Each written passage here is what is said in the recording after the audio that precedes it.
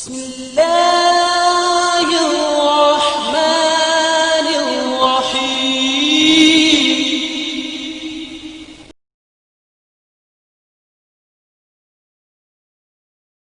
بڑی توجہ کے ساتھ آپ تاریخ کے پنوں کو سننا۔ انشاءاللہ میں کچھ تاریخ کے الگ پنوں کو پیش کروں گا، آپ کی توجہ رہے گی، بات بڑی انشاءاللہ پیاری گفتگو رہے گی، انشاءاللہ آپ کا دل جمع ہوا ہی رہے گا۔ انشاءاللہ میں ہٹنے نہیں دوں گا نہ بٹنے دوں گا، سب کے دلوں پہ امام حسین کی بارگاہ میں ہی لے چلوں گا۔ اللہ کرے ہماری بیٹھنا حاضری اللہ اپنی بارگاہ میں قبول فرمائے۔ اللہ تبارک سبحان الذین قتلوا فی سبیل اللہ، اے محبوب فرما دیجئے وَلَا تَحْسَبَنَّ الَّذِينَ قُتِلُوا، کہ جو اللہ کی راہ میں شہید ہوں، جو اللہ کی راہ میں قتل ہوں، قتلوا جو قتل کیے جائے فی سبیل اللہ، صرف اللہ کے لیے، صرف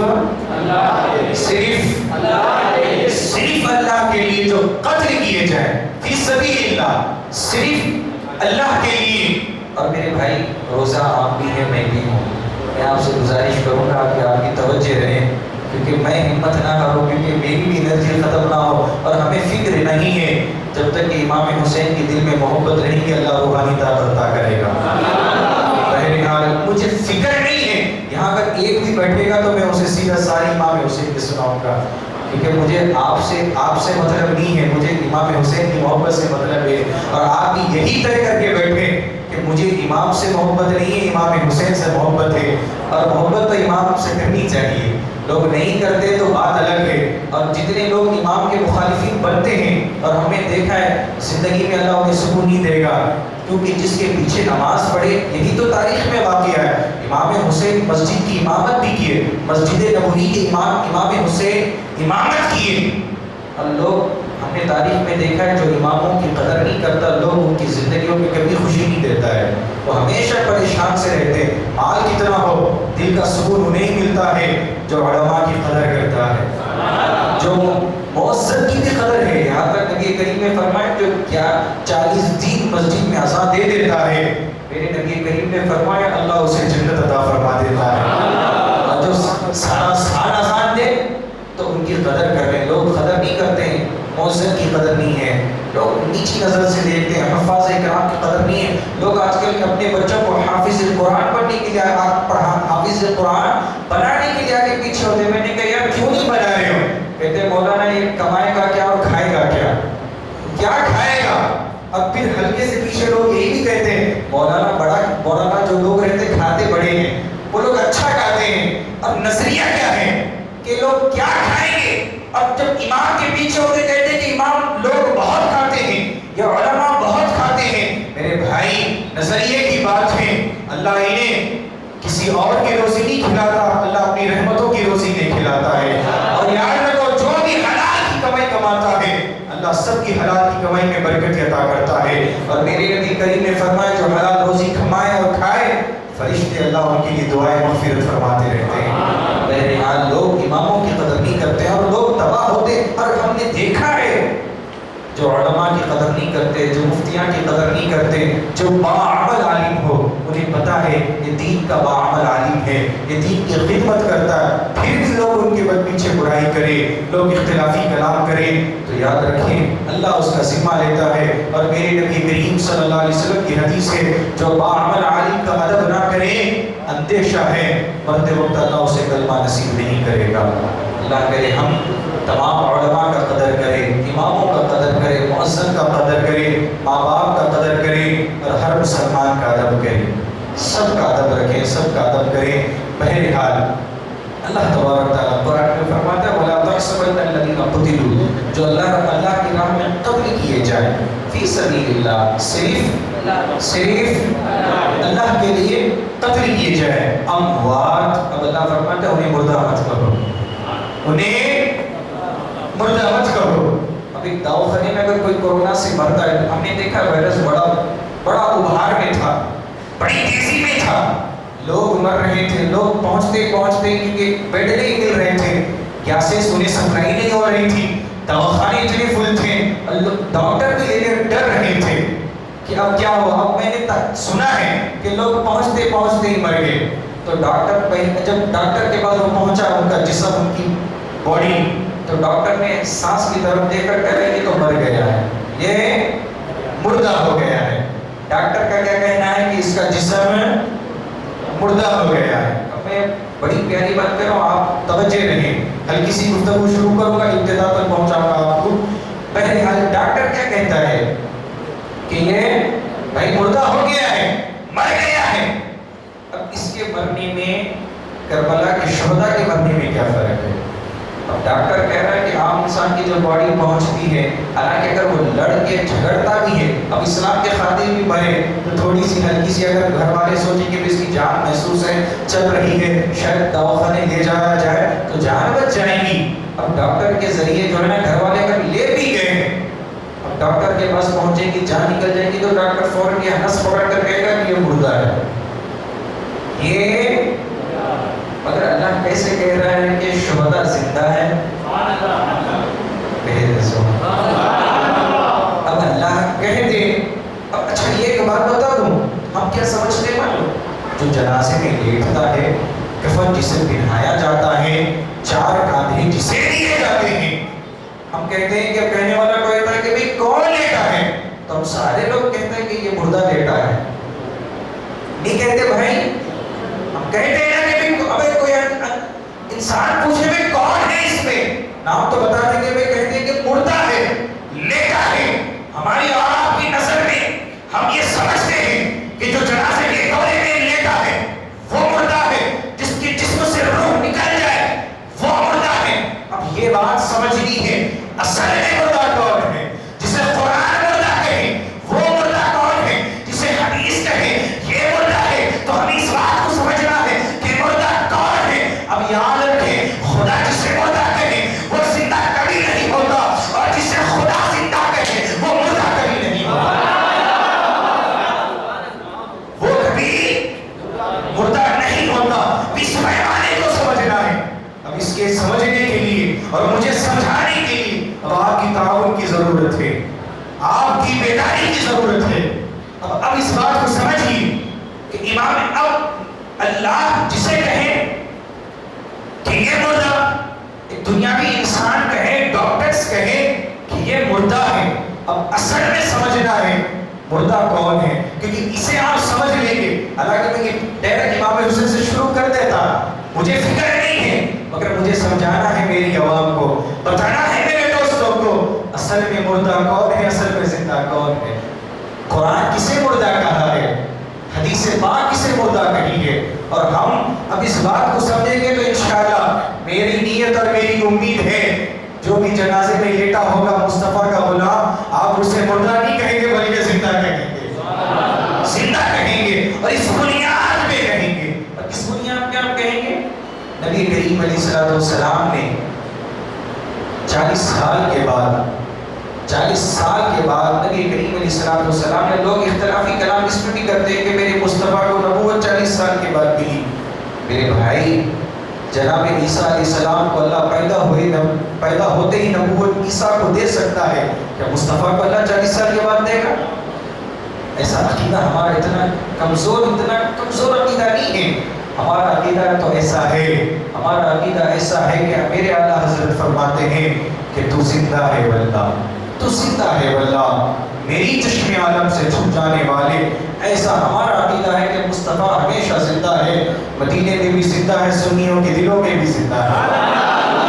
اب بہرحال اب میں اس بندے کی طرف نہ لے جاؤں، آپ کو اہم بات بتا دوں، نبی کریم علیہ السلام 40 سال کے بعد، آپ جمعہ آتے رہیں گے تو آپ کو انشاءاللہ گفتگو سننے مل ہی جائیں گے، نیت کرتے رہیں کہ انشاءاللہ وقت جیسی بھی ترکیب ہو جمعہ شہامہ جلوے ادا کریں گے، بیان بھی سنیں گے انشاءاللہ، پھر آپ کی مرضی میں کوئی فورس نہیں کروں گا، آپ کی محبت سے آتے رہیں۔ بہرحال کیونکہ ہم جو یہاں پر ترتیب جو چلاتے ہیں، مہینہ واری بیان جو چلاتے ہیں، تو جن کی نسبت سے مہینہ شروع ہوتا ہے سارا واقعہ پورا اختتام انہیں پر کرتے ہیں، یعنی تاریخ کا ایک واقعہ سنا کے ہٹتے نہیں ہیں، یعنی ابتدا کرتے ہیں تو ان کی اختتام پر بھی لے آتے ہیں، تو تاریخ سے ہر موڑ سے انسان واقف ہوتا ہے کہ یہ پیدا کیسے ہوئی اور وصال کیسے ہوئی۔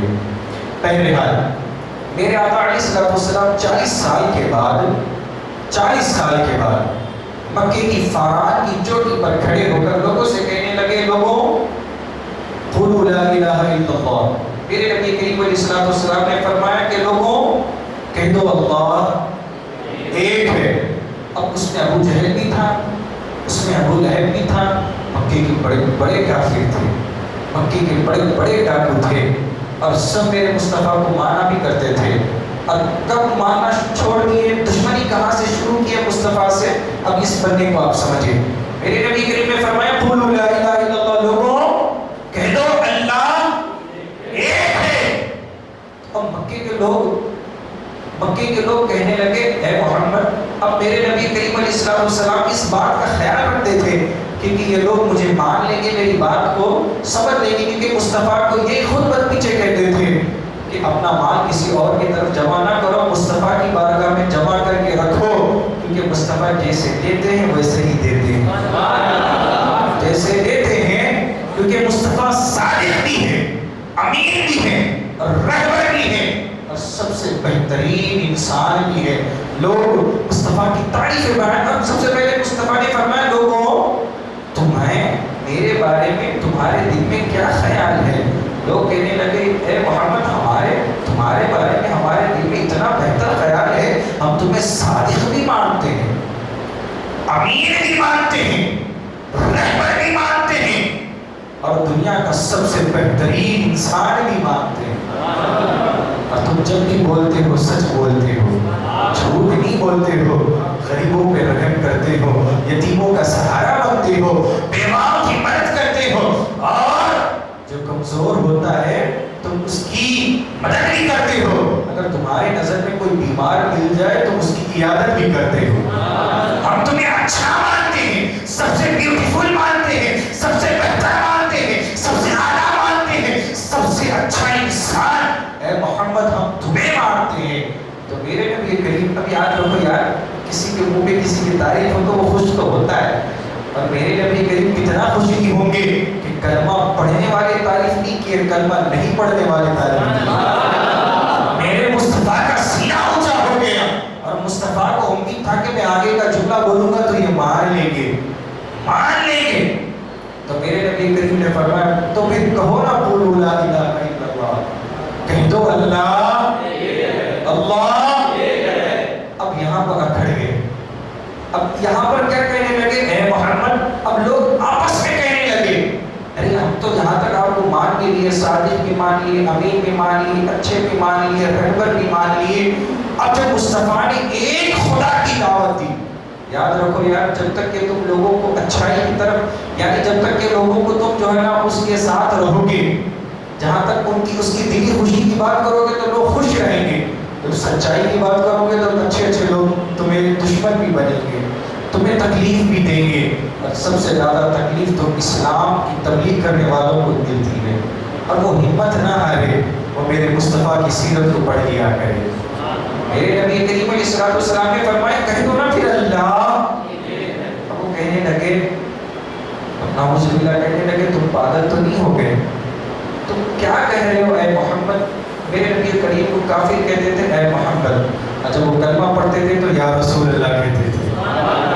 کہنے لگے اے محمد بن عبداللہ کیا کہہ رہے ہو آپ, ہم سب کچھ مان لیں گے تمہاری بات, ہم اتنا تمہیں سچا مانتے ہیں کہ اگر ہم جس پہاڑ کے نیچے ہم کھڑے ہیں, جس پہاڑ کے نیچے ہم کھڑے ہیں, اگر تم کہو کہ اس پہاڑ کے نیچے سے ایک قافلہ گزر رہا ہے اور تیزی سے گزر رہا ہے اور ہم نے نہیں دیکھا, تم کہہ رہے ہو, تو ہم تمہاری بات کو مان لیں گے کیونکہ تم سچے ہو.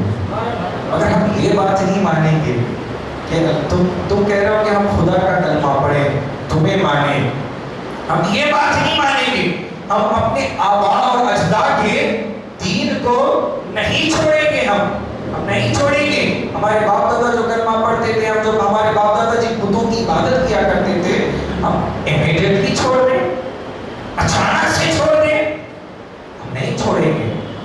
میرے نبی کریم علیہ السلام اب انہیں سمجھا رہے ہیں, یہاں نبی کریم علیہ السلام کا تکرار ہے, وہاں کافروں کا انکار ہے, یہاں مصطفیٰ اصرار کر رہے ہیں, یہاں مصطفیٰ اصرار پہ اصرار کر رہے ہیں, یہاں خدا کی دعوت دے رہے ہیں, یہاں وحدانیت بتا رہے ہیں, یہاں رب کی شان بیان کر رہے ہیں, یہاں رب کی وحدانیت کو ان کافروں کے یہاں کافر انکار پہ انکار کر رہے ہیں، یا اصرار بڑھتا گیا، وہاں سے انکار بڑھتا گیا. اسی کے درمیان جناب جبرائیل امین علیہ السلام نازل ہو کر کہنے لگے کہ یا رسول اللہ یہ سب مردے ہیں. اب توجہ یہاں سے، کہنے لگے یہ سب، یا رسول اللہ یہ سب مردے ہیں. آیت مبارکہ لے کر نازل ہوئے کہ کہنے لگے یا رسول اللہ یہ سب مردے ہیں، اور کہنے لگے یا رسول اللہ یہ مردے ہیں تمہاری بات کو نہیں سمجھیں گے، یہ سب تمہاری بات کو آپ کو ہلکا ہلکا سمجھانا بھی پڑے گا. نبی کریم علیہ السلام سے کہنے لگے جناب جبرائیل علیہ السلام کہ یا رسول اللہ یہ سب مردے ہیں، یہ آپ کی بات نہیں سمجھے. اب بات کو سمجھنا ہے کہ مردہ جناب جبرائیل کہہ دی کہ یہ سب مردے ہیں، یہ سب مردے ہیں، بل قتلوا یہ سب مردے ہیں. یا رسول اللہ یہ آپ کی نہیں سنیں گے. اب سمجھ میں آیا ابو جہل کھاتا بھی تھا پیتا بھی تھا، زمین پہ سانس لیتا ہوا وہ بھی مردہ تھا. ابو جہل کھاتا پیتا زمین پر مردہ تھا. ابو سفیان اور حضرت ابو لہب یہ بھی کھاتا تھا پیتا تھا. اب قرآن اس بات پر شاہد ہے کہ ابو لہب کو قرآن نے کافر کہا، ابو جہل کو قرآن نے کافر کہا، عتبہ اور شیبہ کو قرآن نے کافر کہا. اور جسے قرآن کافر کہہ رہا ہے اس بات کو آپ سمجھیے، آپ کو دھیرے سے سمجھ میں آئے گا. میں گفتگو کو جب آگے بڑھاؤ، اب قرآن کے کہنے کا مطابق کہ قرآن ابو جہل کو کافر کہہ رہا ہے، ابو لہب کو کافر کہہ رہا ہے، عتبہ کو کافر کہہ رہا ہے، شیبہ کو کافر کہہ رہا ہے، عرب کے کافر کو کافر کہہ رہا ہے، انہیں مردہ کہہ رہا ہے.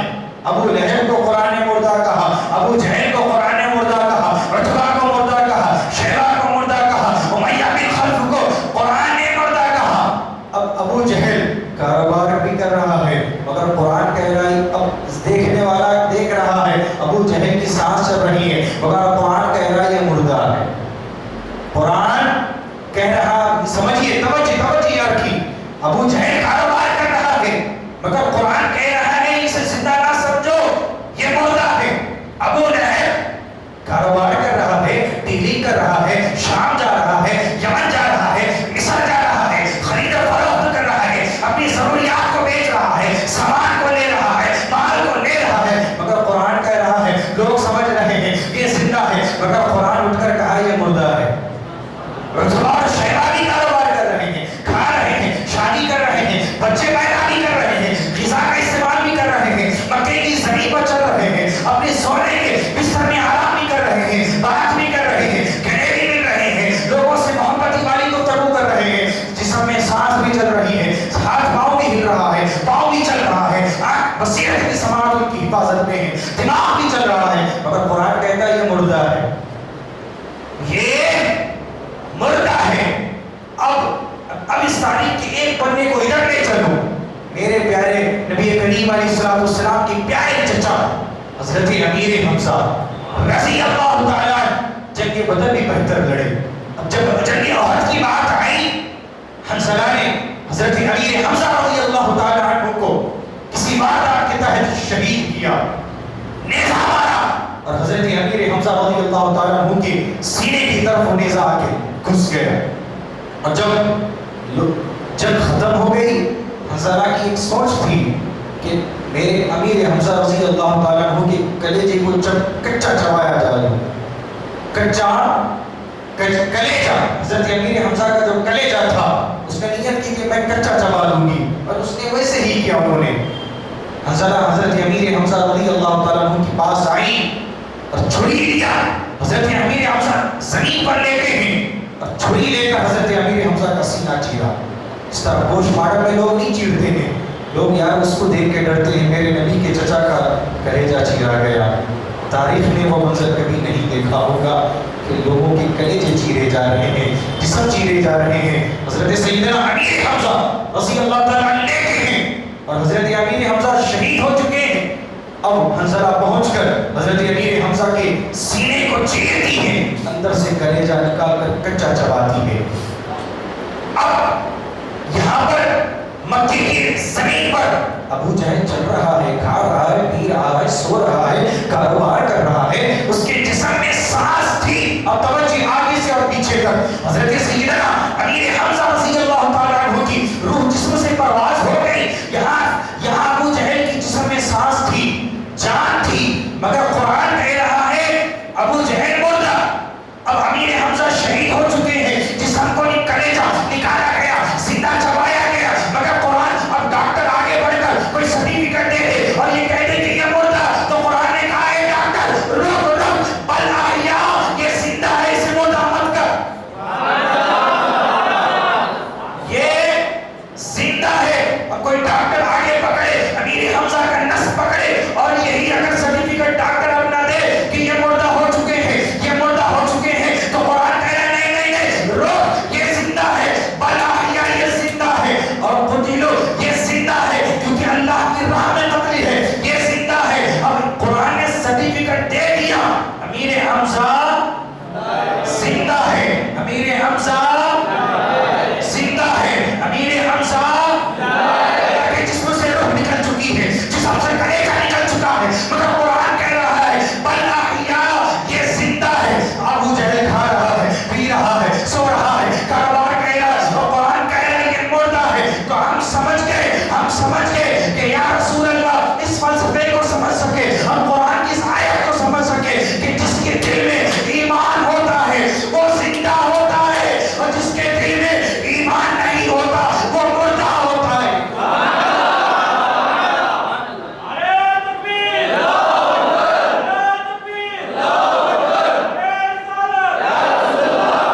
امام حسین کربلا میں شہید ہوئے، 1300 سال ہو گئے، پھر بھی امام حسین کو ہم کہتے ہیں یا حسین کو زندہ۔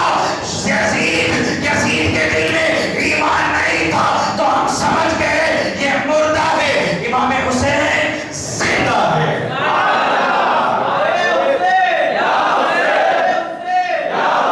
کہوں کہ آپ کی آواز یہاں تک نہیں پہنچنی چاہیے، کربلا تک پہنچنی چاہیے، پھر نعرہ لگائیے۔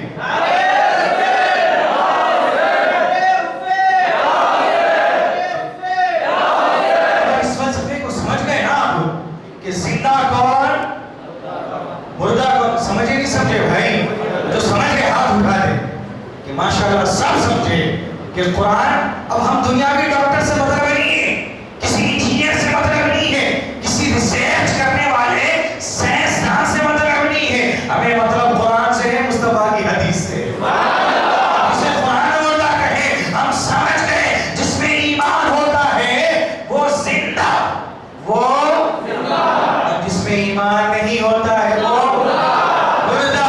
امام حسین کے بارے میں اشعار شہداء کے، اب تھوڑا سا ایک پنا میں بتا دوں، وقت ہے تھوڑا سا میں ہلکا ہلکا کہہ دوں، وقت اتنا تیزی سے بھاگ رہا ہے میرے بھائی، بہرحال بتانا اتنا تو ہے۔ اب ایک پچھلے جمعہ باقی رہ گئی تھی، آپ کی توجہ میں سیرت شروع کروں گا، آپ فکر نہ کریں، اس بات کہہ کر میں سیرت شروع کروں گا، زندہ مردہ سمجھ میں آ گیا نا بھائی؟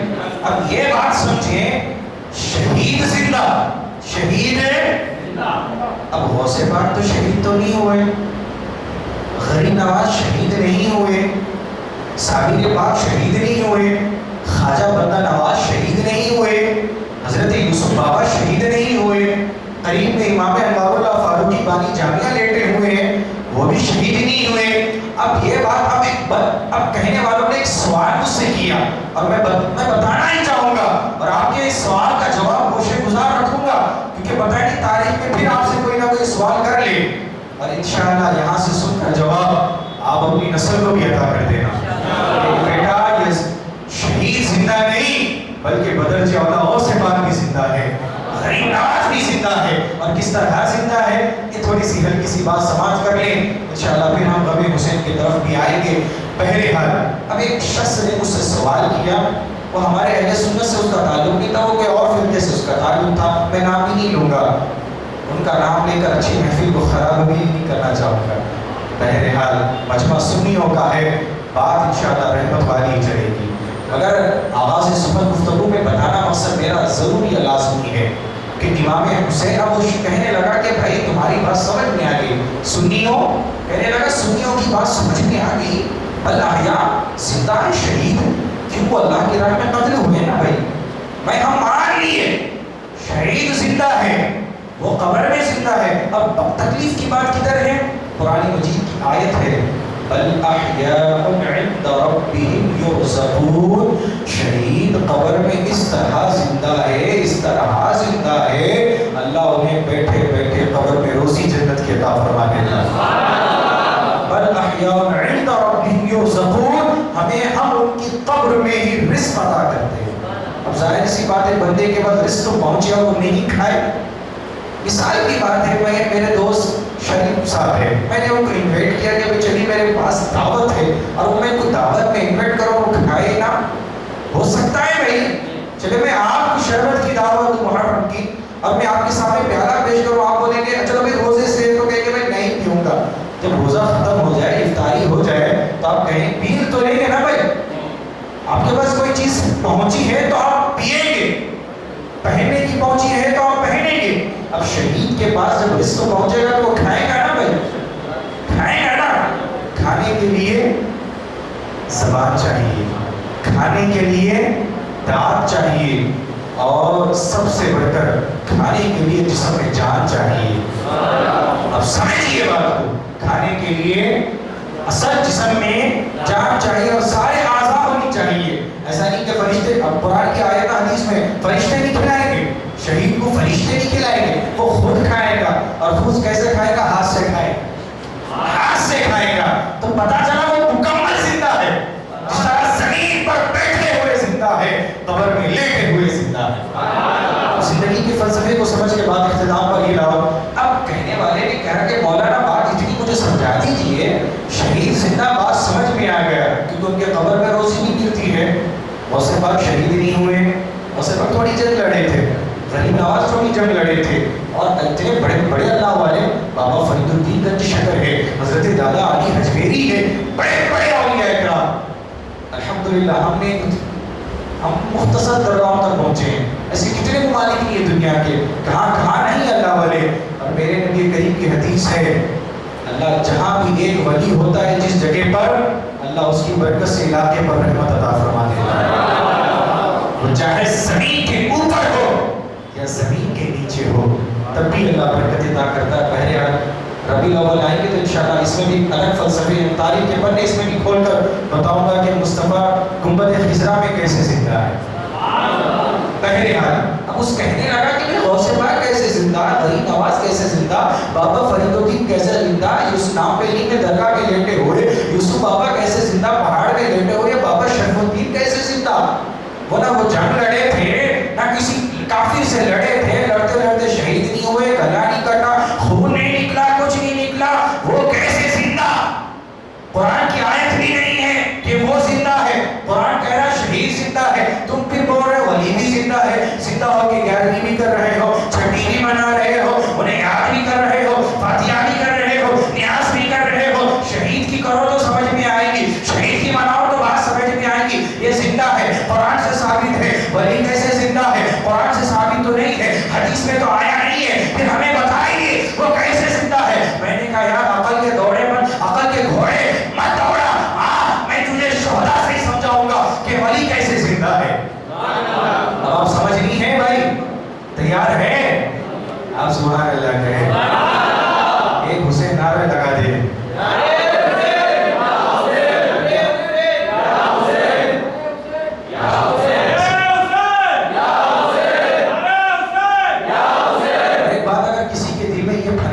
آنے دینا میرے بھائی بھی اتنا حسین کا نعرہ کیوں لگا رہے ہو، خدا کے گھر میں حسین کا نعرہ کیوں لگ رہا ہے؟ میرے بھائی میں آپ کو محبت سے ایک بات کہوں، میرے مصطفیٰ نے مسجد نبوی میں امام حسین کے نعرے کو بلند کیا تھا۔ مصطفیٰ مسجد نبوی میں اپنے بے نواز حسین کی نعرے کو بلند کر سکتے ہیں، ہم تو ان کے غلام ہیں، بدل کے اولا بلند کریں گے۔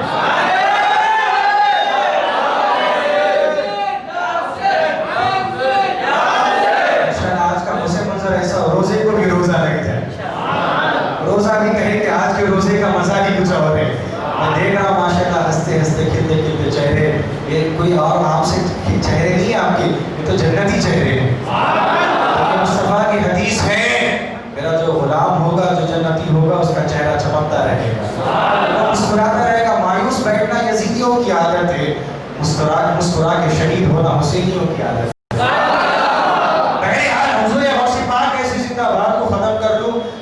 ابھی حدیث ہے، قرآن مجید کہہ رہا ہے، اب یہ توجہ، قرآن کہا شہید، آپ اچھے سے بیٹھے، قرآن کہا شہید زندہ، اب یہ اللہ والے کیسا زندہ؟ اب آئیے حدیث پاک ہے، نبی کریم صلی اللہ تعالی علیہ وسلم نے فرمایا کہ عالم، اب میں عالم سے شروع کروں، نبی کریم نے فرمایا عالم کا جو درجہ ہے، عالم کا جو مقام ہے، شہید کے خون سے زیادہ افضل ہے۔ عالم جب کوئی چیز لکھتا ہے، حدیث لکھتا ہے، یا میں عالم ہوں یا کوئی بھی عالم ہو تو سنی عالم ہو، میں سنی حدیث کی بات کر رہا ہوں، کوئی اور عالم کی اللہ بھی ثواب، میں اپنے عقیدے کا دفاع کروں گا، اپنے عقیدے کی بات کروں گا، اپنے مسئلوں کو اونچائی تک لے جاؤں گا، اور میں کہاں لے جاؤں، کیونکہ جو مسلک کے جو ہم جس فرقے سے ہمارا تعلق ہے نا، سارے فرقے واریت کا نام زمین پر بنایا گیا، یہ یاد رکھ لینا، جتنے بھی فرقے بنے اور بنتے رہیں گے ان سب کی ابتدا زمین پر ہوئی، ان سب کا نام زمین پر طے ہوا، ہمارے فرقے کا نام آسمان پر طے ہوا۔ چلے مسکرائے، بڑی پیاری گفتگو سنیں کہ اب میرے نبی کریم نے فرمایا عالم کا مقام اتنا ہے کہ جب وہ عالم لکھتا ہے کچھ دین پر، جب وہ اس کی قلم سے سیاہی جو نکلتی ہے، جسے ہم شاعری کہتے ہیں، عربی میں سیاہی کہتے ہیں، اردو میں اس کو شاعری کہتے ہیں، اور وہ اپنے لینگویج میں بہرحال جو سیاہی نکلتی، شاعری نکلتی ہے، میرے نبی کریم نے فرمایا جو اس کی قلم سے شاعری نکلی، سیاہی جو نکلتی ہے، وہ شہید کے خون سے بھی زیادہ افضل ہے۔ اب میرے نبی کریم نے شہید کے اوپر ترجیح کس کو دیا؟ اب ہم اوپر سے نیچے نہیں آنا، نیچے سے اوپر جانا ہے۔ انسان چھوٹے جب سے بڑا ہوتا ہے، کوئی بڑا ہو کے چھوٹا نہیں ہوتا بھائی، پیدا ہو کے بڑا ہوتا ہے، کوئی ماں کے پیٹ سے جو ہے 5 فٹ پیدا کوئی ہوا ہے بھائی، وہ 5 فٹ پیدا ہو کے 2 فٹ تک آئے، 1 فٹ تک آئے، کبھی دیکھا بھی نہیں ہے، بنا میں نے سنا ہے۔ بہرحال کوئی بھی انسان نیچے سے اونچے تک جاتا ہے، تو کسی کے مقام کو دیکھنا ہو تو نیچے سے دیکھ لے، پھر بدرجہ والا اونچے والے کا مقام خود بخود سمجھ میں آئے گا۔ میرے نبی کریم نے فرمایا عالم کا مقام شہید کے خون سے زیادہ افضل ہے، تو شہید کا درجہ بڑا ہے، تو اس سے بڑا درجہ کس کا ہوا بھائی؟ تو آپ کی بولی ہوگی، میری گفتگو رہے گی، شہید سے بڑا درجہ کس کا ہے بھائی؟ اب میرے نبی کریم نے فرمایا جب عالم کو جب اللہ ولایت دیتا ہے تو اسے اللہ ولی بنا دیتا ہے۔ عالم جب اپنی پرہیزگاری میں بہت آگے بڑھتا ہے، بہت آگے بڑھتا ہے، تو نبی کریم نے فرمایا خدا اسے ولایت دیتا ہے، اور ایسی ولایت دیتا ہے کہ اسے اپنے قریب کر لیتا ہے۔ اب شہید سے بڑا درجہ کس کا؟ عالم سے بڑا درجہ کس کا؟ ولی کا۔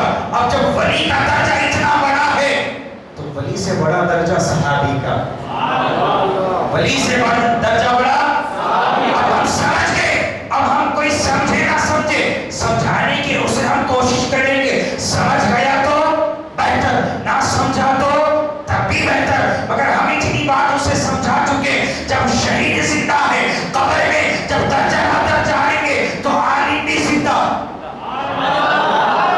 عالم بھی تو زمین پر زندہ نہیں، قبر میں بھی، اور جب ولی عالم قبر میں زندہ تو بدرجہ اولا ولی بھی زندہ، اور جب ولی بدرجہ اولا قبر میں زندہ تو ہم سمجھ گئے صحابی بھی، اور جب صحابی زندہ ہے بات ختم ہو گئی، جب غلام ہی زندہ ہے تو مصطفیٰ بدرجہ اولا زندہ ہے۔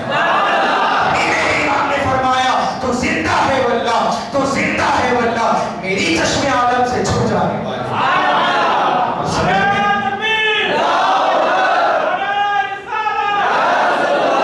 جس طرح حسین قبر میں زندہ ہے، حسن قبر میں زندہ ہے، ابو بکر زندہ ہے، عمر زندہ ہے، عثمان زندہ ہے، حیدر کرار زندہ ہے، امام جعفر صادق، امام باقر، امام زین العابدین، جس طرح قبر میں زندہ ہے، میرے غوث پاک زندہ ہے، میرے غریب نواز زندہ ہے، اور ایسا زندہ ہے کہ اپنے قبر سے زمین پر رہنے والے کو فیض بھی دیتے ہیں اور اسے روحانیت عطا کرتے ہیں۔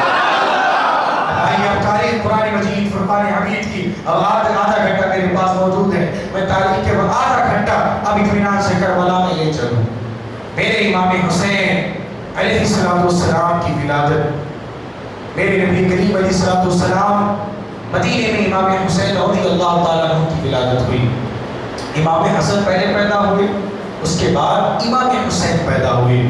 امام حسن رضی اللہ تعالیٰ عنہ کی ولادت کے بعد 11 سال کے بعد، کتنے 11 سال کے بعد امام حسین کی ولادت ہوئی. اور میرے نبی کریم علیہ السلام امام حسین کو 3 سال تک اپنی پرورش میں رکھے. کتنے سال تک؟ امام حسین، کیونکہ ٹاپک امام حسن کا نہیں امام حسین کا ہے. شاید جب ان کا موقع آئے گا، سخن آئے گا تو امام حسن کا منتخب کریں گے.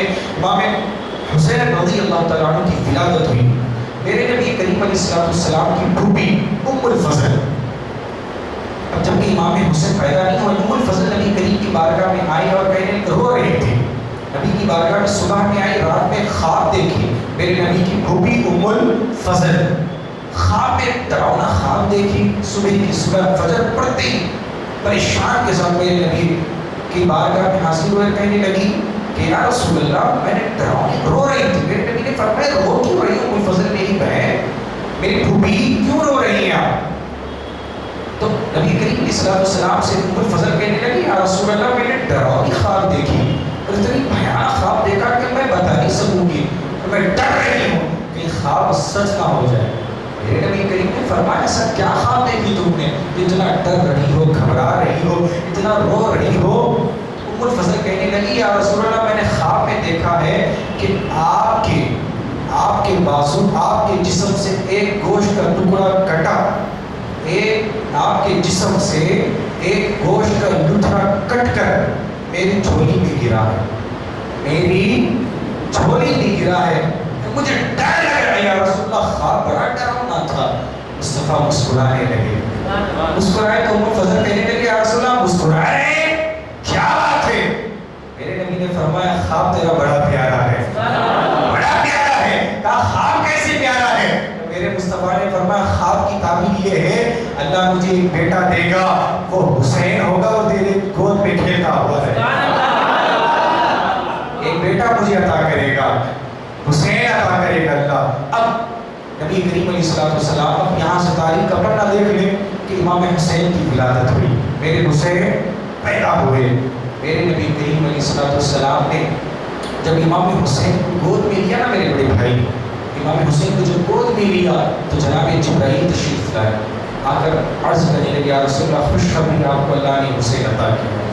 اب نام جب حضرت علی رکھنے کے لیے لوگ کہہ رہے کہ نام رکھو نا، والد کا ذمہ ہے کہ وہ نام رکھیں، والدہ کا ذمہ ہے کہ وہ نام رکھے. اصل ذمہ کس کا ہوتا ہے معلوم؟ بچہ جب پیدا ہوتا ہے دادی دادا کا حق نہیں ہوتا ہے، نانی نانا کا حق نہیں ہوتا ہے. ایسا نہیں ہے کہ پیدا کرے کوئی اور نام کوئی اور رکھے. اب وہ کوئی اجازت دیتا ہے، وہ محبت کی بات ہے. محبت اجازت کسی سے بھی رکھوانے کی اجازت دیتی ہے، مگر شریعت کہتی ہے کہ جو ذمہ دار ہے وہ نام رکھے بچے کا. اگر اس کے والد کو اجازت دیتے کہ دادا دادی آپ رکھ لیں کیونکہ آپ بڑے ہیں، جو بھی نام رکھیں گے اچھا رکھیں گے، پہلے وہ محبت ہے. مگر شریعت مطہرہ اجازت یہ دیتی کہ والد والدہ کا حق ہے کہ اپنی اولاد کا نام رکھے. حضرت علی سے کہا گیا کہ نام رکھے. علی نے فرمایا جب مصطفیٰ سامنے ہو تو نام میں کیسے رکھوں؟ نام جو میرا بیٹا ان کے نانا ہی نام رکھیں گے. نبی کریم نے فرمایا نا نام میں نہیں رکھوں گا، خدا رکھے گا. پیچھے والے نام میں نہیں رکھوں گا، کون رکھے گا؟ پتا چلا جتوں کے بھی نام رکھے گئے وہ زمین پر رکھے گئے، حسن حسین کا نام جنت میں ہی رکھا گیا. خدا رکھا. تمہارے اور میرا نام دادی نے رکھا، دادا نے رکھا، نانی نے رکھا، نانا نے رکھا، کوئی امام نے رکھا یا کوئی مفتی نے رکھا. امام حسن حسین کا نام خدا نے رکھا. اس کا نام خدا رکھے تو اس کا مقام کتنا بڑا نہیں ہوگا میرے بھائی. اور میں دیکھ رہا ہوں چہرے کیسے کھل رہے ہیں. اب آئیے تھوڑا غم کی طرف بھی آنا ہے، تھوڑا اپنے دل کو میدان کربلا بھی لے جانا ہے. امام حسین رضی اللہ تعالیٰ عنہ کا نام جناب جبرائیل آ کر عرض کرنے لگے یا رسول اللہ نام اللہ نے ان کا نام شبیر رکھا ہے اور یا رسول اللہ پکارنے میں اسے حسین بلایا جائے گا. اب جب خوشخبری سنائی نا تو مبارک ہو کہ آپ کو اللہ نے بیٹا عطا کیا. اب غم کی خبر بھی سنا دی. یا رسول اللہ رونے لگے. جبرائیل مصطفیٰ نے فرمایا اے جبرائیل ابھی تو خوش تھے, رو کیوں رہے ہو, کیوں رو رہے ہو؟ جناب جبرائیل عرض کرنے لگے یا رسول اللہ معذرت کے ساتھ اگر میں کہہ دوں تو آپ کو تکلیف ہوگی, آپ کو بڑی تکلیف ہوگی. یہ کریم نے فرمایا جبرائیل بتاؤ تو صحیح بات کیا ہے, کیا ایسی غمناک بات ہے؟ نبی کریم سے جبرائیل نے عرض کیا رسول اللہ جس لڑکے کو, جس بچے کو, جس بیٹے کو آپ اتنی چاہت سے دیکھ رہے ہیں, یہی بچے کو آپ ہی کی امتی نے قتل کرے گی, اس کے گلے کو کاٹے گی, اس کو شہید کرے گی, اس کے گلے کو کاٹے گی. نبی کریم علیہ الصلوۃ والسلام کی آنکھوں میں آنسو آ گئے. بیٹھی ہوئی بی ام الفضل کہنے لگی یا رسول اللہ رونے کی بات کیا ہے, خوشی کی بات ہے. کہنے لگی ام الفضل جبرائیل آئے تھے اور کہنے لگے میرے بیٹے کو کاٹ دیا جائے گا, کوئی اور نہیں کاٹے گا, میری امت کے رہنما, میری امت کے کلمہ پڑھنے والے میرے بیٹے کو کاٹیں گے, شہید کریں گے, انہیں اسے قتل کریں گے. میں اس خبر سے رو رہا ہوں. تو نبی کریم علیہ الصلوۃ والسلام نے امام حسن کی طرف دیکھا اور گلے کو چومنے لگے, گلے کو چومنے لگے.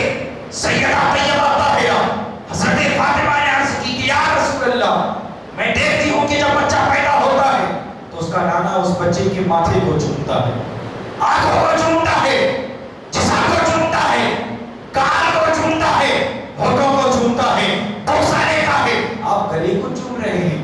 یہ ماجرا سمجھ میں نہیں آیا, یہ بات ہضم نہیں ہوئی, یہ بات کیفیت میں نہیں اتری کہ بات کیا ہے کہ لوگ چہروں کو چومتے ہیں, آپ گلے کو چوم رہے ہیں. میرے نبی کریم نے فرمایا اے فاطمہ گلے کو چومنے دے, یہ نازک گلے کو چومنے دے, اگر میں نہیں چوموں گا تو ظالم اور ظلم اس پر کرے گا, ظالم اور ظلم کرے گا. اور جناب جبرائیل نے عرض کی یا رسول اللہ وہی کربلا کی مٹی ہے, یہی یہ ریتی ہے, یہ ریتی میں آپ کو دیتا ہوں اسی زمین کی جس زمین پر حسین کو قتل کیا جائے گا, اور یہ ریتی میں آپ کو دیتا ہوں جب یہ ریتی لال ہو جائے, سرخ ہو جائے تو سمجھ لینا حسین کا قتل ہو چکا ہے. میرے نبی کریم نے ام الفضل اپنی پھوپھی کو اس ریتی کو دیا, کہنے لگا کہ اے میری پھوپھی اگر میں اس دنیا میں رہوں گا تو میں دیکھ لوں گا, اگر میں دنیا میں نہیں رہوں گا تو یہ امانت تمہیں دیتا ہوں, جب یہ لال ہوئی تو سمجھنا میرے بیٹے کو قتل کیا گیا. میرے پیارے بھائی تاریخ میں بہت ساری باتیں ملتی ہیں. ہم یہاں سے اب آگے بڑھیں. امام حسین رضی اللہ تعالیٰ جب جوان ہوئے, بڑے ہوئے, امام حسن کے بیٹے, دو بیٹے حضرت علی اصغر, علی اکبر, میرے نبی کریم علیہ الصلوۃ والسلام نے جب وصال ہوا, امام ابو بکر خلیفہ بنے, عمر خلیفہ بنے, عثمان خلیفہ بنے, علی حیدر کرار خلیفہ بنے. اس کے بعد خلافت کا پوسٹ امام حسن کو دیا گیا, اور جب امام حسن جب پوسٹ دیے تو اب پوسٹ امام حسین کو, اب پوسٹ جو تھی نا ایک سیاست کا پوسٹ تھا, ایک امامت کا پوسٹ تھا, دو پوسٹ تھا, ایک دنیاوی پوسٹ, ایک دینی پوسٹ, دو پوسٹ, ایک دنیاوی پوسٹ اور ایک دینی پوسٹ. ہمارے پرائم منسٹر کے بعد جو پوسٹ ہے وہ کون سا پوسٹ ہے؟ دنیاوی پوسٹ ہے, دنیاوی پوسٹ ہے. مگر ہمارے نظامیہ میں جو مفتی ہے, مفتی جسے خلیل کہتے ہیں ہم, ان کے پاس جو پوسٹ ہے وہ دینی پوسٹ ہے. علماء کے پاس دینی پوسٹ ہے, دنیاوی پرائم منسٹروں کے پاس دنیاوی. ابو بکر صدیق کے پاس جو پوسٹ تھا دو پوسٹ تھے, دینی بھی تھی, دنیاوی بھی تھی. وہ نماز بھی مسجد میں پڑھاتے تھے اور لوگوں کی مدد بھی کرتے تھے. عمر فاروق کے پاس بھی دو پوسٹ تھی, عثمان غنی کے پاس بھی دو پوسٹ تھی, علی رضی اللہ تعالیٰ عنہ بھی دو پوسٹ کو سنبھالے. جب امام حسن کے پاس جب یہ دو پوسٹ ملی تو آپ نے دو پوسٹ کو سنبھالا. جب حالات کو دیکھا تو آپ نے نبی کریم کے جو صحابی حضرت امیر معاویہ رضی اللہ تعالیٰ عنہ کو پوسٹ دیا, اور وہ پوسٹ امامت کا نہیں دیا, سیاست کا دیا. اور جب امامت کا پوسٹ رکھا تو لوگوں نے پوچھا کہ حضرت جتنے میں خلیفہ گزرے ہیں دو دو پوسٹ دیے, آپ نے انہیں ایک پوسٹ کیوں دیا اور ایک پوسٹ اپنے پاس کیوں رکھا؟ کہا امام حسن نے کہا سیاست کا پوسٹ میں نے امیر معاویہ کو دیا. کہا پھر امامت کا کس کو دیں گے؟ کہا امامت کا پوسٹ میرے بھائی امام حسین کو دوں گا. امام حسین کو امام حسن نے جو پوسٹ دیا وہ روحانی پوسٹ دیا. اب سیاست کا پوسٹ حضرت امیر معاویہ نے بخوبی نبھایا. امیر معاویہ کا بیٹا یزید تاریخ میں اس کا نام یزید کے بعد اسے پلید کہتے ہیں. پلید کے معنی ناپاک انسان. یزید کون تھا بھائی؟ یزید جو تھا وہ مسلمان تھا, کلمہ پڑھنے والا تھا, اور دمشق کی جامع مسجد کا وہ امام بھی تھا, خطیب بھی تھا. مگر وہ حسین کا کہنا کیوں کرتا؟ وہ حسین پر ظلم و ستم کیوں کیا؟ اب آئیے اس پڑھنے کو سننا ہے. اس آدھا گھنٹے میں میری بات ختم کرنی ہے, اثر کا وقت قریب ہے. میرے محترم اسلامی بھائیوں, میرے نبی کریم علیہ الصلوۃ والسلام کے بعد انسان حضرت بہت سالوں کے بعد امام حسن کی پوسٹ کے بعد امام حسین روحانی پوسٹ لیے. جب حضرت امیر معاویہ رضی اللہ تعالیٰ عنہ کا جب انتقال ہوا, امیر معاویہ کا جو بیٹا تھا جو یزید تھا نا, وہ بڑا نالائق تھا. وہ بڑا, جسے ہم عام لفظ میں آوارہ نہیں کہتے, وہ آوارہ بھی تھا. وہ بے شرم تھا, بے حیا تھا, اور بڑا بدتمیز تھا. اسے کسی کا, بڑوں کا, چھوٹوں کا کوئی ادب نہ کوئی خیال تھا. حالانکہ وہ عبادتیں بھی کرتا تھا مگر دین کو نہیں سمجھتا تھا اور دین پر وہ عمل نہیں کرتا تھا.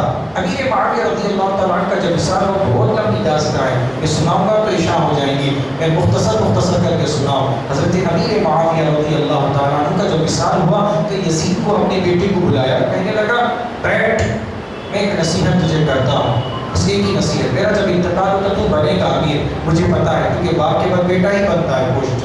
باپ کا پوسٹ بیٹے کو ہی ملتا ہے. یہ حکومتی رواج میں دنیا کا یہی قانون ہے. بہرحال امیر معاویہ نے کہا جب میرا انتقال ہو جائے تو پوسٹ بنے تو پہلے 3 لوگوں کی اجازت لے لینا. اگر وہ اجازت دیے تو مسلمانوں کی خدمت کرنا, رہنمائی کرنا. کہا حضرت عبداللہ ابن عباس, جو حضرت میرے نبی کریم کے چچا کے بیٹے ابن عباس سے اجازت لینا, اور دوسرا حضرت عبداللہ بن زبیر سے اجازت لینا, اور تیسرا میرے پیارے مصطفیٰ کے نواز امام حسین سے اجازت لینا. وہ اگر تجھے وہ سپورٹ کرتے ہیں, تجھے وہ تیری بیعت قبول کرتے ہیں. اور پہلے بیعت کا جو مطلب تھا, ہاتھ میں ہاتھ دینے کا مطلب تھا حلف نامہ کروانا.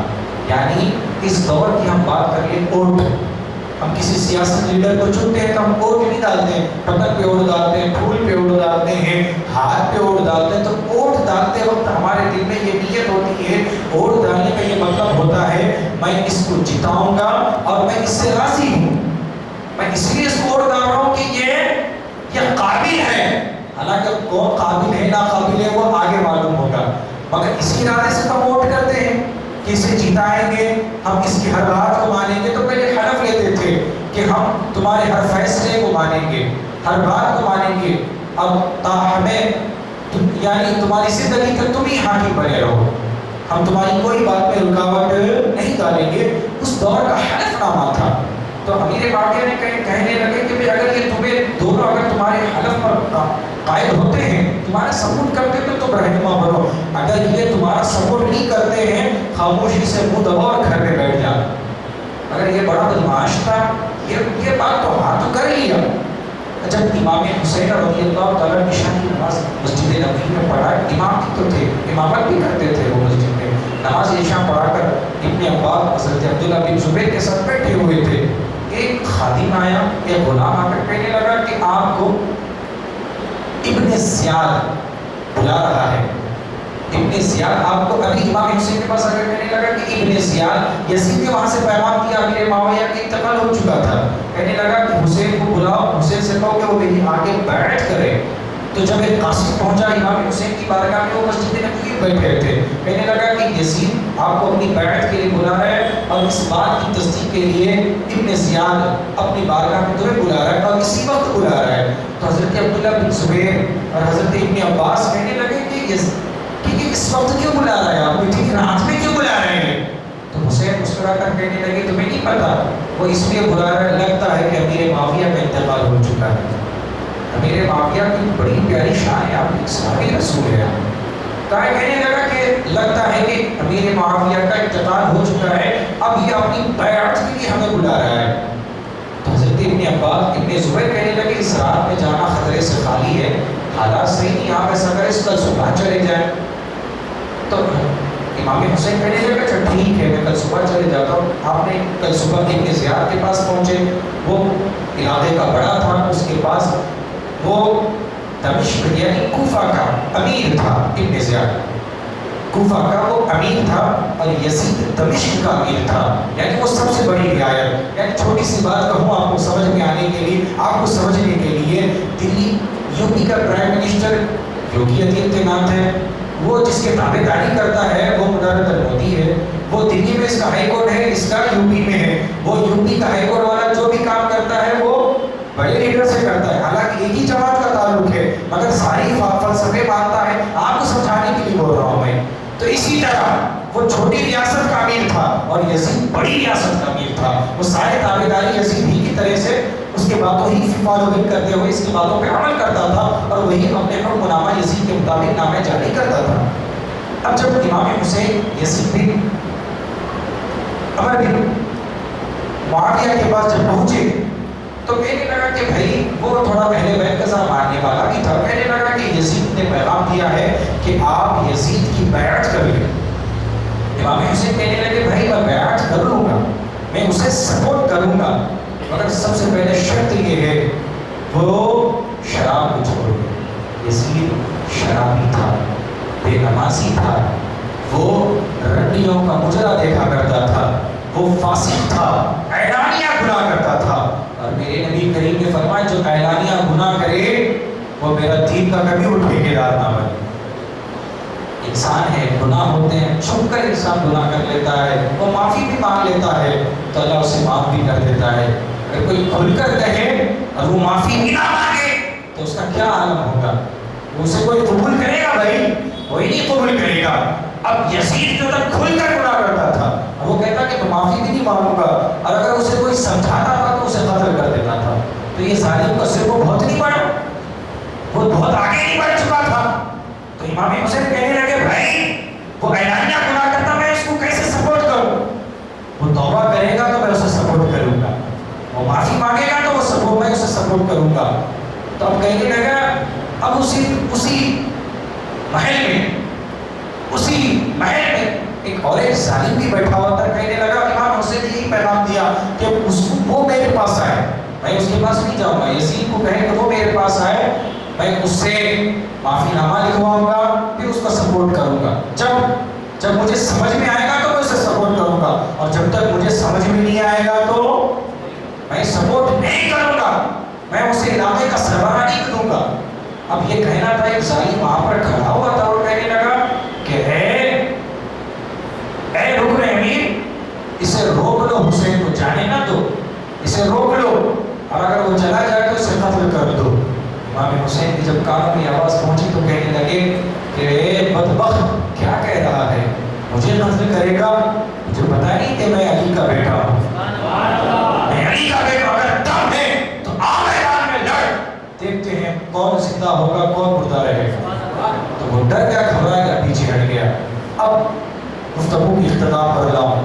اب جب یزید تک یہ باتیں پہنچ گئی کہ حسین کی یہ بات ہے, حسین کی یہ شرط ہے کہ آپ معافی مانگ لیں, آپ توبہ کر لیں, آپ خود آئے, تب یزید بڑا بدتمیز تھا, اس نے لشکروں کو بھیجا. اب حسین مدینے میں آ گئے تھے. اب اس نے ظلم کیا کیا پتا ہے؟ ظلم اس نے اتنا کیا, پہلے کعبے کی طرف حملہ کروایا, کعبے کی چادر کو جلانے کی اس نے کوشش کی. یزید نے لشکر بھیجا ابن زیاد کے ساتھ, اور وہ کعبے کے خلاف کو جلانے لگے, کعبے کے اوپر پتھر مارنا لگا, اور اتنا ظلم و ستم کیا.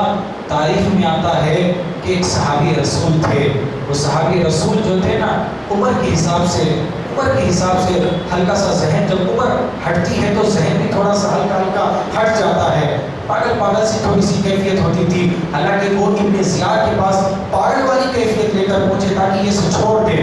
وہ جوانوں کو نہیں بخش رہا تھا, اس کی لشکر عورتوں کو نہیں چھوڑ رہی تھی. وہ پاگل کے پاس پہنچ, جب وہ صحابی رسول جب ابن زیاد کے پاس سے گزرنے لگے تو وہ کہنے لگا, مکے میں وہ تو سارے لوگوں کا مال لوٹنے لگا.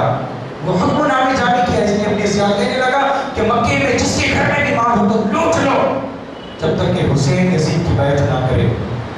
لوٹ لو سارے مکے کے گھر والوں کے مال و دولت کو.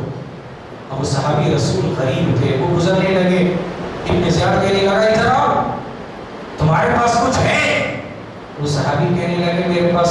ایمان ہے. میرے پاس کچھ نہیں ہے. اسی ابن زیاد کہنے لگا جھوٹ بولتے ہو مجھ سے, چلو تمہارا گھر بتاؤ. ابن زیاد جب ان کے گھر پہنچا تو کچھ نہیں تھا سوائے ایک چھوٹا سا پنجرا تھا, اس میں چڑیا کبوتر تھی. کہنے لگا تیرے گھر میں تو کچھ نہیں ہے. تو ابن زیاد سے صحابی کہنے لگے میں پہلے کہہ دیا تھا جو اللہ کے رسول کا کلمہ پڑھتا ہے اس کے پاس مال نہیں ہوتی, ایمان کی سب سے بڑی دولت ہوتی. تو لینا ہے تو لے لے, صرف ایمان ہے. اب وہ اس نے جو ہے نا صحابی کو جو ہے بڑا ظلم و ستم سے ان کو بھی تکلیف دیا. اب ایک گھر کے پاس ایک عورت تھی, اس کے گھر پہنچے ابن زیاد, تو ایک خاتون تھی حاملہ تھی, تو خاتون لیٹی ہوئی تھی اور درد میں تھی. ابن زیاد کہنے لگا تیرے پاس کچھ ہے؟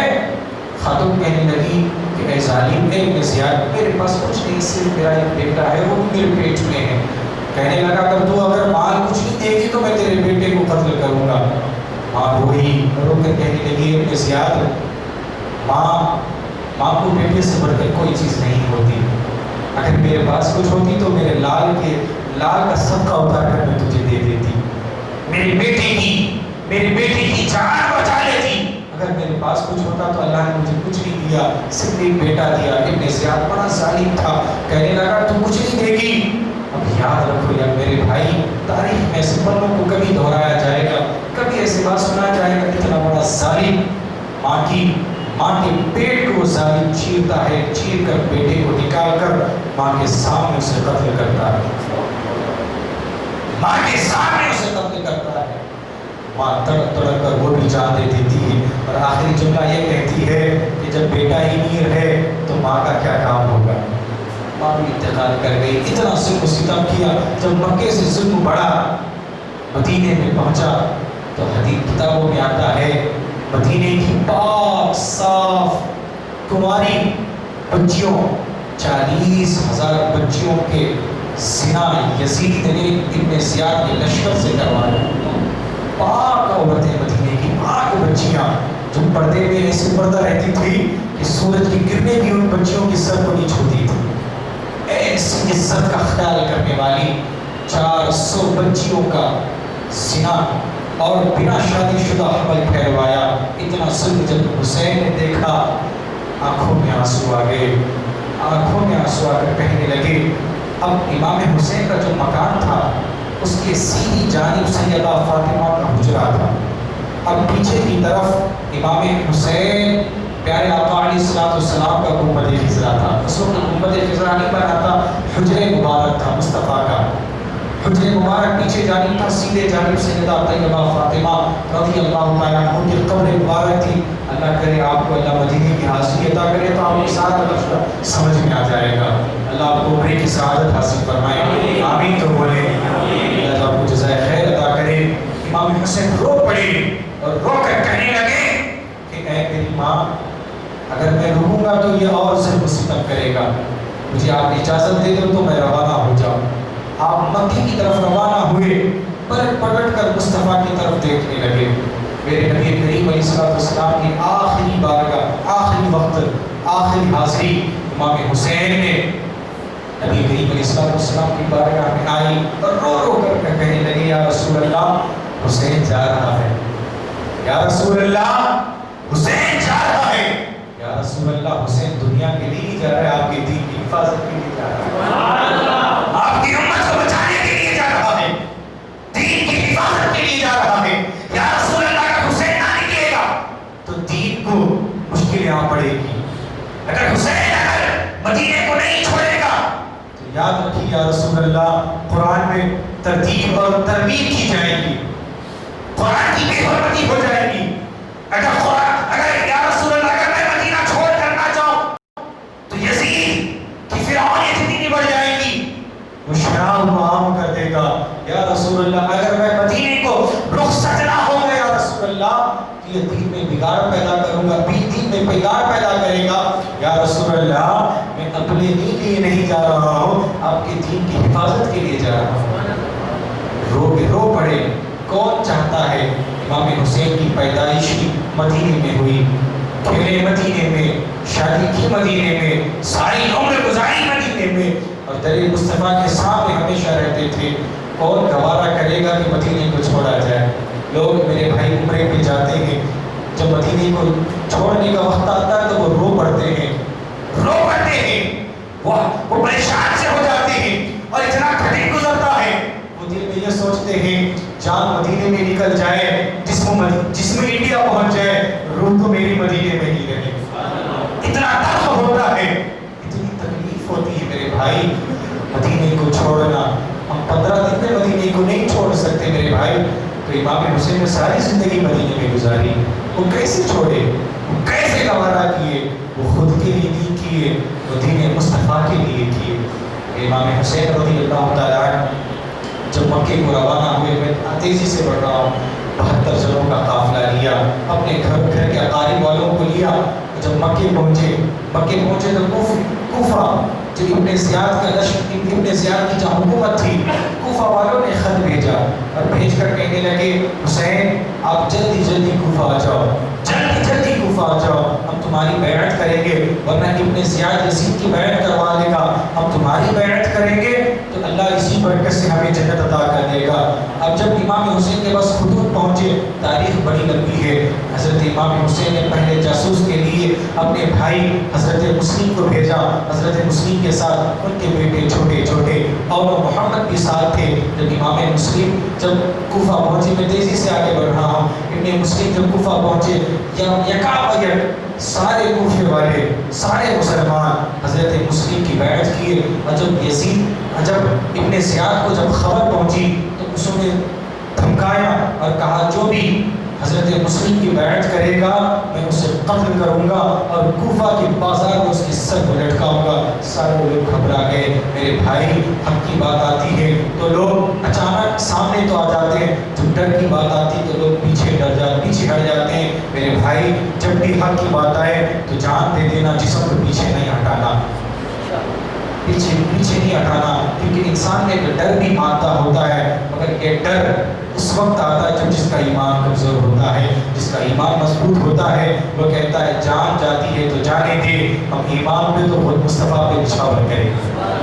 حضرت مسلم کہ یکا بجے ہزاروں لوگ بیعت کرے، جب نماز مغرب کا وقت آیا، فجر میں ہزاروں لوگ بیعت کرے، مغرب کے وقت جب نماز پڑھائے ہزاروں پیچھے تھے، جب سلام پھیرا تو 2 آدمی پیچھے تھے، ہزاروں کے ہزاروں۔ جب یہ اعلان چل رہا تھا، ڈر کے مارے سب لوگ حضرت مسلم کو چھوڑ کر بھاگ کے گھروں میں چھپ گئے اور اب اعلان ابن زیاد نے کہنے لگا کہ جو بھی حضرت مسلم کا قتل کرے گا میں اسے تاجر بناؤں گا، میں اسے بڑی رعایت دوں گا۔ میرے بھائی جناب حضرت مسلم کو تاریخ میں بڑی بات ہے، جناب حضرت مسلم کو قتل کیے گئے، حضرت مسلم کا سر مبارک کوفے کی بازار میں لٹکایا گیا۔ اور جب مسئلہ یہ ہوا تھا، جب امام مسلم حضرت مسلم جب کوفہ پہنچے تھے نا بھائی، تو جب کوفے والوں کی جب ہمدردی محبت کو دیکھے لیٹر لکھتی ہے، آپ تھوڑا سا اور اطمینان سکون سے لیٹر دیتے، مگر یہ لوگوں نے اتنا اچھا استقبال کیا، وہ استقبال میں کھو کر امام حسین کو لیٹر نہیں دیے، آپ نے خط بھیج دیا حسین آ جاؤ، کوفہ کے لوگ اچھے ہیں۔ حضرت مسلم کو نہیں پتا، وہ مغرب پھیلتی تو پتا چلتا کوفہ والے دھوکہ دے دیے تھے، کوفہ والے ہاتھ چھوڑ دیے تھے، کوفہ والے سر چھوڑ دیے تھے، کوفہ والے انہیں الگ چھوڑ دیے تھے۔ جبکہ یہ بات امام مسلم کو پتا چل دی، جب تک کہ خط امام حسین کو پہنچ چکا تھا، امام حسین نے خط پڑھا تو کہنے لگے اب مجھے جانا ہوگا، کوفہ والے مجھے بلا رہے ہیں۔ حضرت مسلم نے جاسوسی بھی کی، وہ کہہ رہے کہ وہ اچھے ہیں، جب حضرت امام حسین نے لوگ کہہ رہے تھے، مکے کے صحابی کے بیٹے کہہ رہے تھے، عبداللہ بن زبیر کہہ رہے تھے، عبداللہ بن عباس کہہ رہے تھے، اے حسین ہمیں پتا ہے وہ دھوکہ دیتے ہیں، وہ صرف جال بچھا رہے ہیں، آپ مت جائیے، آپ یہیں رکیے۔ امام حسین کہنے لگے مجھے جانا ہوگا، اگر میں نہیں جاؤں گا تو یہ لوگ میدان جب نبی کریم علیہ السلام جب قیامت کا عالم ہوگا، جب اللہ پاک جب وہ میدان لگائے گا، جب حساب و کتاب کا میدان اللہ تبارک تعالیٰ لگائے گا، جب اس وقت نامہ اعمال تولے جائیں گے تو یہ لوگ جب کہیں گے کہ اے یا رسول اللہ ہم تمہارے نواسے کو بلاتے رہے، یہ نہیں آیا اس لیے ہم مجبوری میں یزید کی بیعت کرنا پڑا تھا. یہ بات یہ کہیں گے میں نانا کے سامنے شرمندہ ہونا پسند نہیں کروں گا, میں قتل ہونا پسند کروں گا, نانا کا سر اونچا رکھنا میں پسند کروں گا. میں اسلام کے خاطر جانا ہوگا, مصطفیٰ کے دین کے خاطر مجھے جانا ہوگا. امام حسین قافلہ لے کے چلتے بڑھے اور یہاں حضرت مسلم کو قتل کیا گیا, کوفہ کے سر کو لٹکایا گیا. وہاں کوفہ کا ایک شاعر تھا. اب ایک پیاری بات کہوں میرے بھائی, اب امام حسین کی شہادت نامہ سنا دو. امام حسین جب کوفہ جا رہے تھے تو توجہ سننا میرے بھائی, یہ ایمان کو مضبوط کرنے والا جملہ دے رہا ہوں. میں رہوں یا نہ رہوں, میری بھی حیات کا کوئی وقت نہیں, نہ آپ کی حیات کا وقت ہے. پتہ نہیں اگلے محرم میں کون رہے گا نہیں رہے گا, مگر ایسا جملہ دوں گا انشاءاللہ. جب تک یہ زندہ رہیں گے اس جملے سے اللہ ہمیں ایمان میں مضبوطی عطا کرے گا. امام حسین رضی اللہ تعالیٰ عنہ جب کوفہ جا رہے تھے تو اسی کوفہ کا ایک شاعر تھا اور وہ عربی شاعر تھا اور وہ امام حسین سے محبت کرتا تھا. اہل بیت سے اس کی محبت تھی, اس کی نسبت تھی. اسے پتا تھا کہ حضرت مسلم کا قتل کیے گئے. جب وہ شاعر جب جا رہا تھا امام حسین کا قافلے سے اس کی ملاقات ہوئی. وہ شاعر مشروع کہنے لگا, اے حسین کہاں جا رہے ہو؟ کہنے لگا میں کوفہ جا رہا ہوں, کوفہ والے نے مجھے بلایا ہے اور میرا بھائی پہنچ چکا ہے, وہ کام بھی کر رہا ہے. شاعر ہو کر کہنے لگا, اے حسین تمہیں نہیں پتا ہے تمہارے بھائی کو انہوں نے قتل کیا, تمہارے بھائی کو ابن زیاد نے قتل کیا. ابن زیاد نے تمہارے بھائی کا سر کوفہ کے بازار میں لٹکایا. امام حسین کہنے لگے فکر نہیں ہے, بتاؤ یہ پہلے بات بتاؤ, میرا بھائی کا سر جھکا ہوا تھا یا اونچا کھلا ہوا تھا؟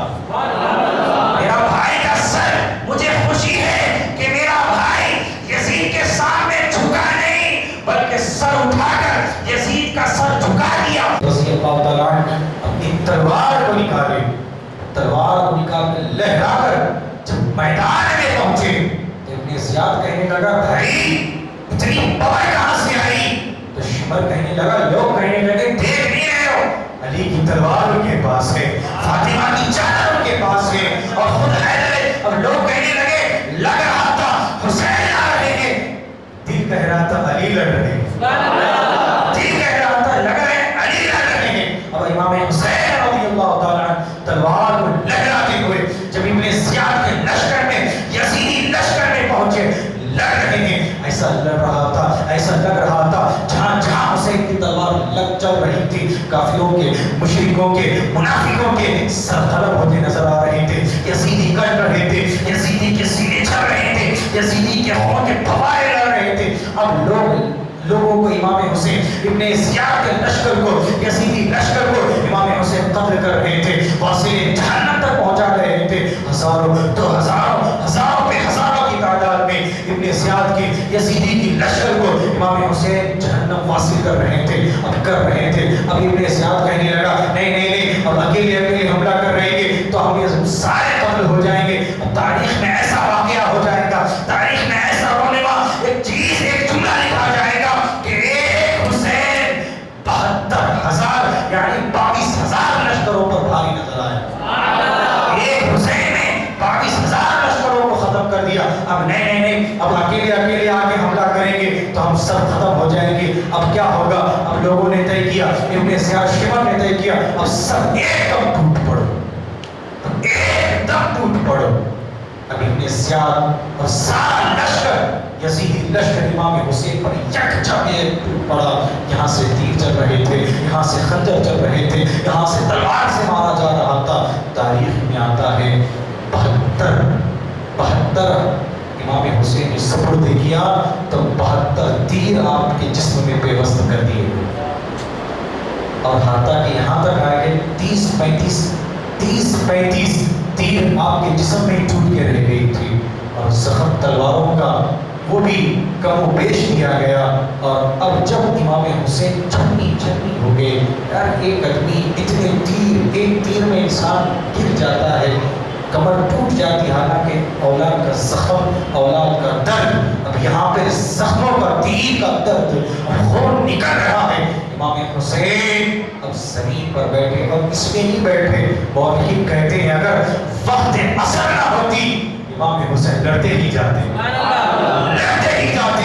اب عصر کا وقت شروع بھی ہوا، اب ختم ہونے کا وقت آیا، سورج غروب ہونے کا وقت آیا، تو امام حسین نے ابن زیاد کی طرف پلٹ کر کہنے لگے، اے ابن زیاد، لڑنا تو ابھی اور بھی ہے، تھوڑی سی مہلت نہ دے دیتا، میں عصر کی نماز پڑھ لیتا، عصر کی بھی مہلت دے دے۔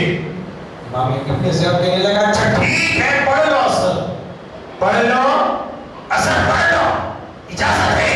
امام حسین رضی اللہ تعالیٰ نے جب نیت بانی تو شمرکان میں آ کر کہنے لگا، اے ابن زیاد، پاگل نہ بنو، جب یہ لوگ نماز پڑھتے تو اور طاقت اللہ انہیں عطا کر دیتا۔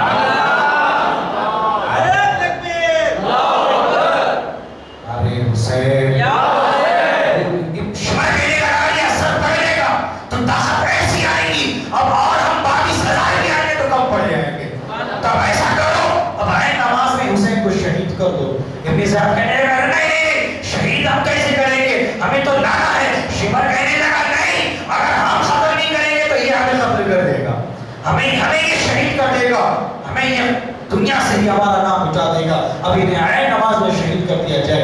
امام حسین رضی اللہ تعالیٰ عنہ اب عصر کی نماز کے اختتام پر جب آخری سجدے میں امام حسین پہنچے، شمر نے آگے بڑھا، حالانکہ ابن زیاد کہہ رہا تھا رک، شمر کہنے لگا، نہیں، اگر میں رک جاؤں گا، انہیں چھوڑ دیا جائے تو یہ ہمیں قتل کر دیں گے، نہیں، اب شمر جیسا بدبخت آگے بڑھا، اپنی تلوار کو اٹھایا۔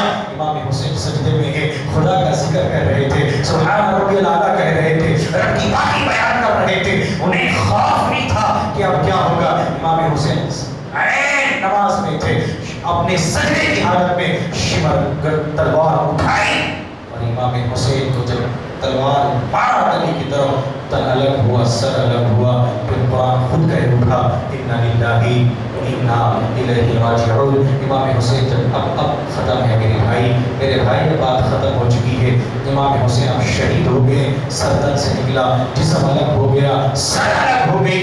ابن زیاد نے جب یزید کے پاس، ختم بات کر دوں، جب یزید کے پاس امام حسین کا سر لے گیا تو حسین نے نیزہ اٹھایا اور نیزہ اٹھا کر سر لگا کر اونچا اٹھ کر ناچنے لگا، کوفہ کی گلیوں میں گھومنے لگا، مشرق میں گھومنے لگا اور کہنے لگا، لوگوں دیکھو میں جیت گیا ہوں، اللہ نے مجھے کامیابی دی۔ لوگ کہنے لگے، پاگل نہیں ہوا، جو جیتتا ہے سر اس کا اونچا ہوتا ہے، دیکھ حسین کٹ کر بھی اس کا سر اونچا ہے، بات کو سمجھ، تو جیت کر بھی ہار گیا، حسین ہار کر بھی جیت گیا۔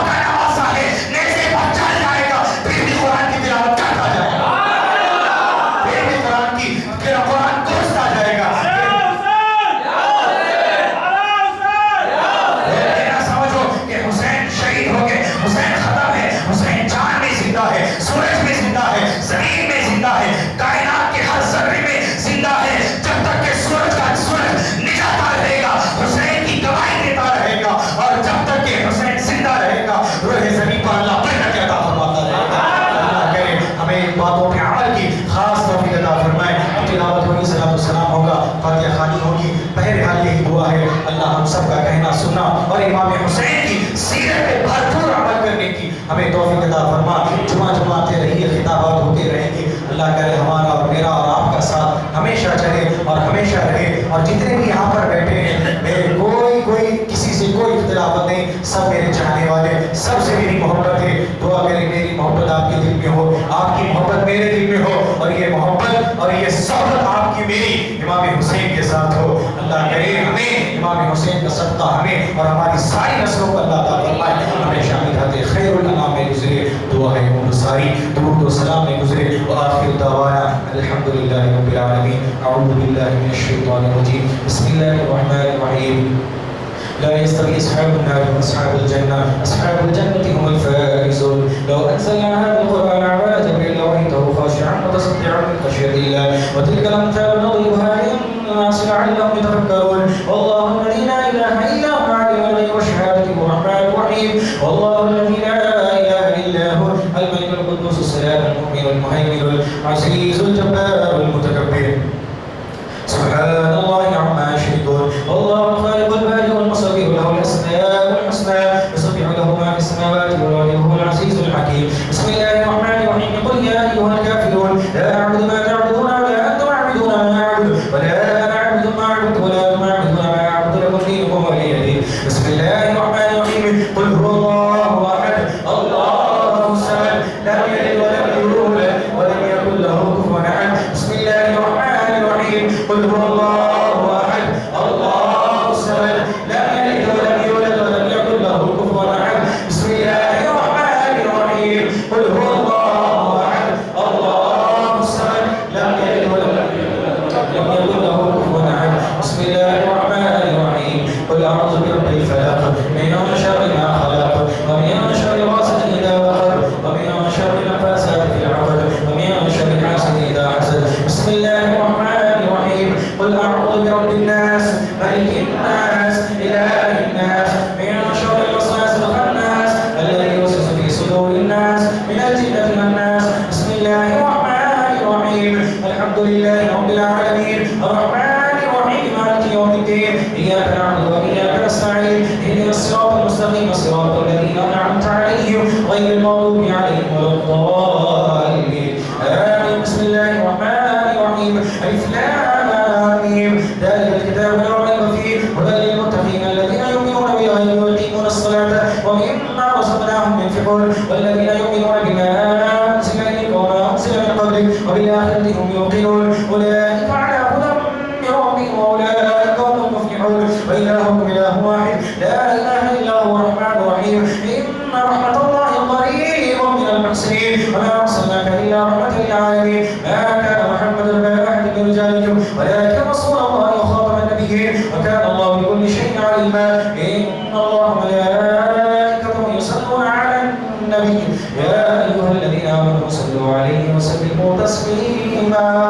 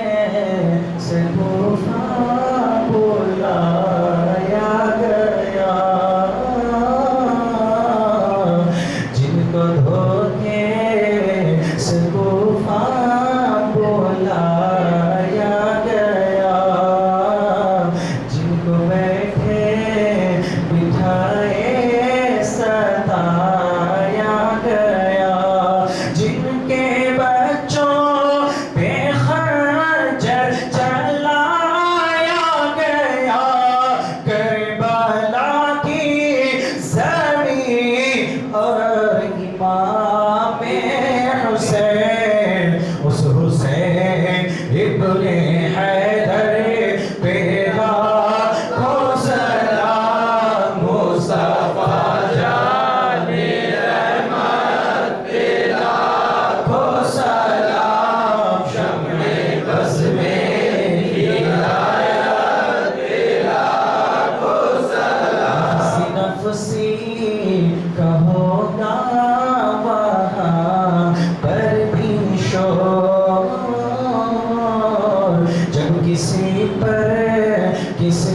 نہ چلے گا نہ زور، اور جن کے ہاتھوں میں ہو کی شفاعت کی ڈور، کاش محشر میں جب ان کی آمد ہو، بھیج سب نے کی شوکت پہ لاکھوں سلام، مصطفیٰ جان رحمت پہ لاکھوں سلام، شمع بز میں ہدایت پہ لاکھوں سلام،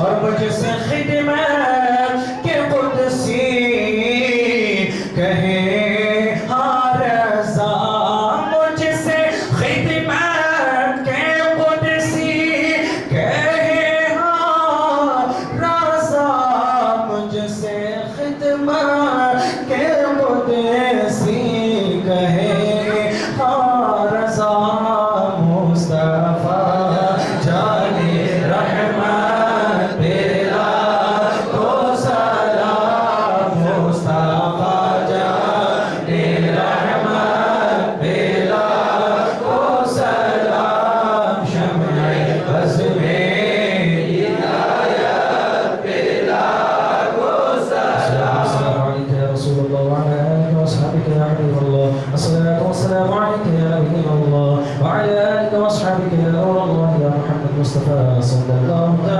علیہ وسلم۔ اے اللہ تیری رحمت سے، فضل سے، کرم سے، اے اللہ امام حسین رضی اللہ تعالیٰ عنہ کی شہادت کا واسطہ، یوم عاشورہ کی اس 10 محرم الحرام کی برکت کا واسطہ، جتنے بھی بیان میں شامل تھے، دعا میں شامل، صلاۃ والسلام میں، ذکر و اذکار جتنے بھی شامل ہے، اے اللہ امام حسین کا مکمل ان سب کو صدقہ عطا فرما۔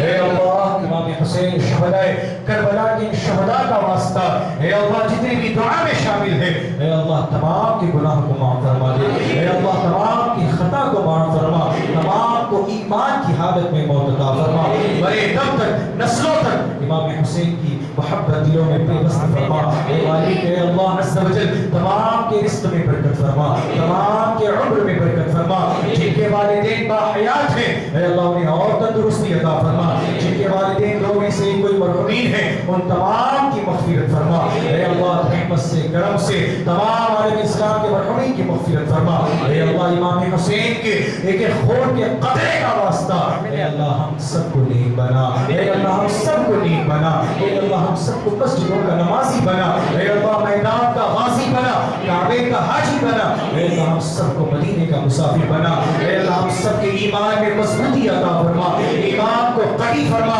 عقیدے کو سلامت فرما، اے اللہ تیری رحمت سے ہم تمام کی قدم قدم پر حفاظت فرما، اے اللہ ہم تمام کی قدم قدم پر غیبی مدد فرما، اے اللہ ہر برائی سے محفوظ فرما، ہر بیماری سے محفوظ فرما، ہر پریشانی سے حفاظت فرما، اے اللہ تیرے اور تیرے محبوب کی اور محبوب کی آل سے اور مصطفیٰ کے غلاموں سے ٹوٹ ٹوٹ کر محبت کرنے کی توفیق عطا فرما، اہل بیت سے ہماری نسبت فرما، اہل بیت سے ہماری قربت فرما، اہل بیت سے ہمارا تعلق فرما، دنیا میں بھی فرما، آخرت میں بھی فرما، امام حسین رضی اللہ تعالیٰ عنہ کی صفوں میں ہم سب کو شامل فرما، اے اللہ امام حسین کا ہم سب کو جنت میں پڑوسی نصیب فرما، اے اللہ امام حسین کا فیضان عطا فرما، امام حسین کی سیرت پر ہم سب کو عمل کرنے کی توفیق عطا فرما، امام حسین کی سیرت کو اپنی زندگی میں اپنانے کی توفیق عطا فرما، شہداء کربلا کے ان شہداء کا واسطہ ہم سب کے بھی ایمانی جذباتی میں مضبوطی عطا فرما، ایمانی توانائی میں مضبوطی عطا فرما،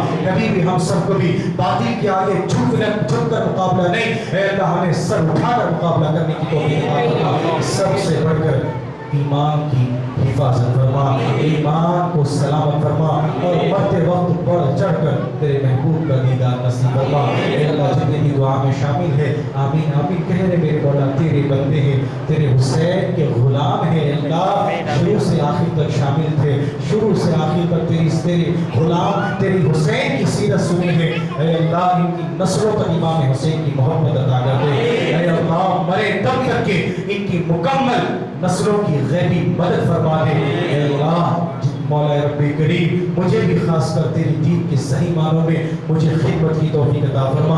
آپس میں امام اور مقتدی کی محبت کو مولا تا حتی دنیا قیامت عطا فرما. الہی ہر جگہ تیری عطا کا ساتھ ہو. جب بڑے مشکل شہ مشکل کشا کا ساتھ ہو. الہی بھول جاؤں میں نزا کی تکلیف کو. شادی دیدار حسن مصطفیٰ کا ساتھ ہو. الہی ہو دعا ہم سب کی قبول. استغفر سید آل بطول. امام حسین کے صدقے اس کربلا کے مہینے کی برکت سے کورونا وائرس والی اس بیماری سے ساری امت کی حفاظت فرما. اس بیماری کو نصف نابود فرما. جو بیمار اس بیماری میں ملوث ہے امام حسین کے صدقے انہیں شفا عطا فرما. ان اللہ ملائکتہ یصلون علی النبی یا ایھا الذین آمنوا صلوا علیہ وسلموا تسلیما. اللهم صل على سيدنا وشفيعنا حبيبنا يا رسول الله صلى الله تعالى عليه وسلم. ربنا تقبل منا الفاتحة. الحمد لله رب العالمين. صراط الذين أنعمت عليهم.